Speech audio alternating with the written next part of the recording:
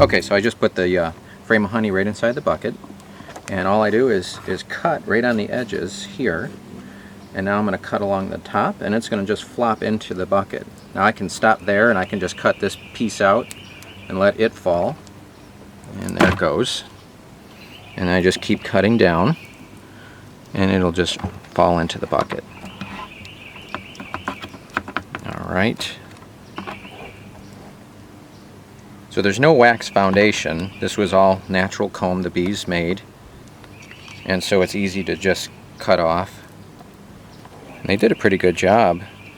I didn't even have a wedge as a guide, I just had a flat surface for them, and they made a nice straight piece of comb honey for me. And so we'll just take a potato masher, and you can use your knife or potato masher. All you want to do is just break up that comb. Obviously the comb is not going to be reused, but it can be melted down after it's strained, and you can use it to make candles or cosmetics or something. And all I'm going to do is just use my knife to cut this up.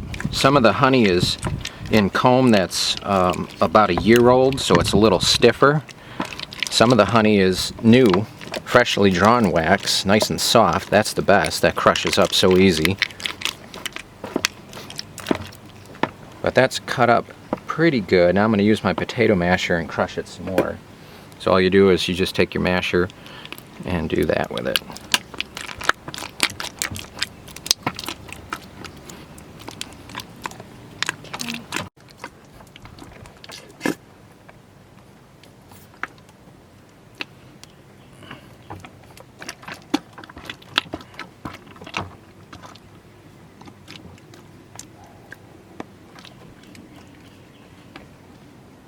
So what we have now is 6 frames of crushed honey in a bucket with 1/4-inch holes at the bottom, and then it's running through a strainer into our honey gate bucket. So it just gets crushed in here and strained right here, and then this bucket will fill. And 6 frames of honey is approximately 6 quarts. I'll probably get just a little bit more than that. I usually get just a little bit more per frame. These are medium frames, standard Langstroth medium frames. Each one gets 1 quart of honey. Sometimes I can get 1.5 quarts. Just depends how much they pack onto it. They can pack almost 2 quarts onto one if they really get into it. Now it's also good if you have a nice hot day like today. It's probably about 80 degrees. I'm on my deck and it feels like it's about 90 just because the deck is a dark color. That is perfect for straining honey. The nice warm temperatures are going to help that honey run down into the bucket. And just so that the bees don't accidentally find this, because if they do, they'll tell their friends, and next thing you know, we'll have about 1,000 dead bees floating at the top of the honey. So I have a garbage bag that I'm just going to cover it with, and it'll keep out the bees. And we'll bring it all the way down. Bees are experts at finding a way to die in honey or water, so you don't want them to accidentally get into it. So we'll cover this up and keep them out. So all we got to do now is come back and maybe this late afternoon or evening, and we'll have strained wax on the top, and we'll have a bucket full of strained honey at the bottom, which we can put into jars. So we'll see you later.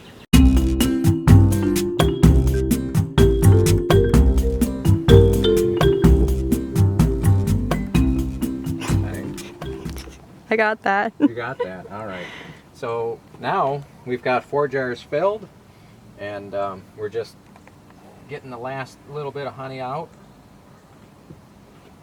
And so I'm just going to do it like this. I don't do a lot of honey, so this is good for the 5 or 10 minutes it's going to take me to do it. It's not a big elaborate setup, obviously, but it gets done anyway, and now I've got some honey that I can put away and store for a while. And this is the early honey too. What's really good about it is there's more to come. Some pretty good stuff's coming. It's filling fast. Ready? Switch jars. Okay.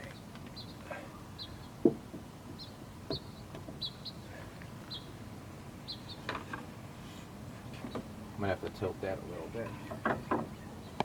So we got about 6.5 jars, almost 7 jars. Not bad. And it didn't take very long at all. So that's how you extract honey without an extractor.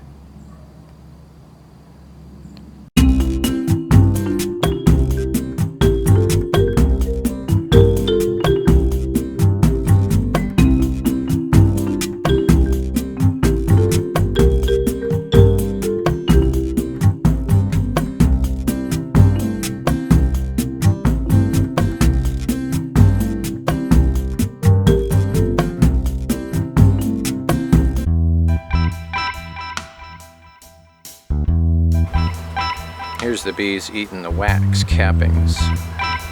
Well, they're not eating the wax, they're eating the honey. Because you can't get all the honey off of the crushed wax. But they can. So again, the experts will get all the honey that's left on that wax, and then when they're done with it, you'll have some clean wax that you can use for something else, another project. Whether it be candle making or cosmetics, there's a lot of things you can do with beeswax. So they're enjoying the treat, and then you get some clean wax in return. It's better to let the experts do the cleanup for you. And here are the experts cleaning all the utensils. And they will get it very clean. And then all you got to do is bring it in, just wash it in the sink, and you're ready to go. But it'll save you all the trouble of getting sticky. But one little tip that I wanted to mention to you, if you just put a bowl, like you see I've got 2 bowls here. If you just set the bowls out, the bees will sometimes get stuck in the honey, and they'll drown in it because they can't fly out, and because more bees are coming in. So if you use bowls, just tilt them like this so that the honey runs down onto the ground. They'll get all of it, it doesn't matter. So even if it drips out, and this way no bees can get caught in all that stickiness and die. I just wanted to come back. This is about 30 minutes after my last video of this wax ball that they were chewing through. I got the wax out of the strainer. It was crushed wax with honey, and it was a big ball of it on top of this bucket. I put some wax paper, and now they've knocked a lot of that wax down on the ground. They're just tunneling into the core of that wax to get the honey that's still sticking to it. And what will be left is all clean wax. There won't be anything but wax left. And they are really cranking it up out here. As you can see, there's lots of bees cleaning up all the wax, all the honey, and all the utensils that were used. They are just having a blast.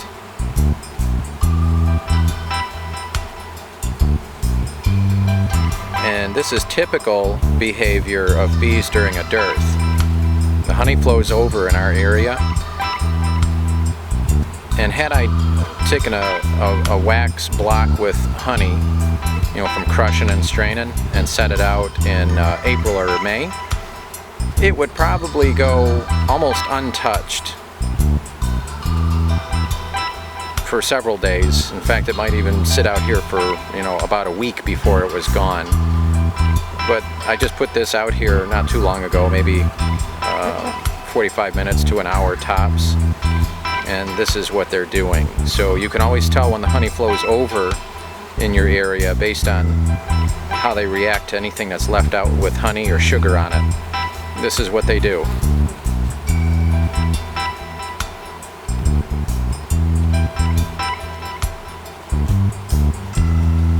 It's just a tornado of bees.